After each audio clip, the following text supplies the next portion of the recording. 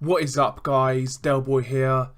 So on the 24th of November, Dmitry Bivol will be defending his WBA light heavyweight title against former light heavyweight champion Pascal. First and foremost, share your thoughts below on this fight. Tell me what you guys think of it. Now, as a boxing fan obviously, and as a big fan of Dmitry Bivol, I was kind of hoping for something a bit better than this. You know, Pascal, he was a very good fighter back in the day. But, you know, at this stage, he is well past his best. He's already announced one retirement, now he's back. I mean, certainly, we're not talking about a prime Pascal, and we're not even talking about a slightly over-the-hill Pascal.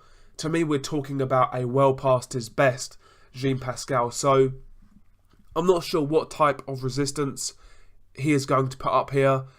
I really do question what he has left. I mean, the last elite level win, or the last win at a good level he had, was against Lucien Bute back in January 2014.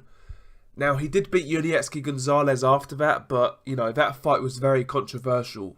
The last fight he won decisively at a good level was Lucien Bute back in January 2014. Since that win against Bute, he has lost 2 fights against Sergey Kovalev in decisive fashion, took a lot of punishment in both fights, got stopped in both fights, and he also lost to Elidia Alvarez in quite one-sided fashion. You know, he's not looked good for quite some time now, so I'm not really expecting too much here. For my money, it is a stay busy fight for Dmitry Bivol. And also, not only that, I think stylistically, you know, Pascal, he's an athletic, unorthodox fighter, likes to fight in bursts.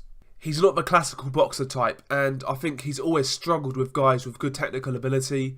I mean, look at the Alvarez fight, look at the Kovalev fights, look at the Bernard Hopkins fights. You know, guys who can stick and move for the most part, guys who can box and keep range. He's always struggled with those type of guys. So, even stylistically, I think this Bivol fight is bad for him.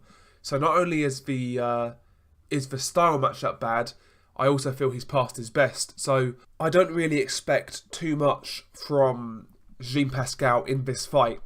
You know, I think it's a stay busy fight. And again, I like Pascal. I think he's a good fighter, or he was a good fighter.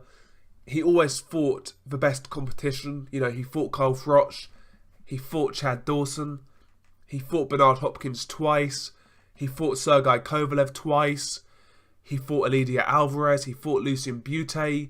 You know, Pascal has fought great competition throughout the years. I've got no issue with Pascal, but, you know, this fight is bad for him, both stylistically and at this point in his career. It's bad for him.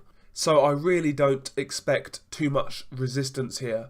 I don't think he'll quit or anything like that.